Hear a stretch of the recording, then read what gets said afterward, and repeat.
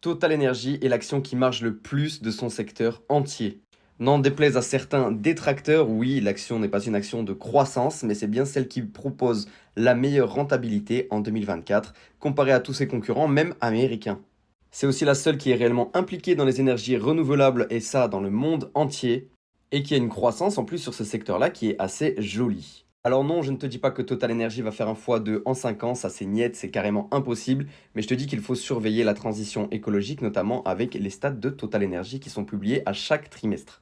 La rentabilité est toujours la meilleure dans son secteur, je le rappelle, et la croissance, la décroissance plutôt liée au marché du pétrole, n'est pas non plus abusée quand tu regardes bien les stats. Bien évidemment, c'est cyclique et ça dépend du prix du baril du pétrole toujours, mais quand tu regardes la corrélation, on est un petit peu en train de se détacher pour Total Energy. Je te le dis et je te le répète, c'est un rebranding qui marche assez bien. Je peux te dire que niveau électricité, c'est sympa d'avoir du Total Energy plutôt que du EDF à la maison. Et qu'avoir une position dans son portefeuille n'est pas déconnant. Personnellement, j'ai 30 actions Total Energy, ce qui me donne un dividende de 100 euros par an. C'est toujours à prendre, écoutez.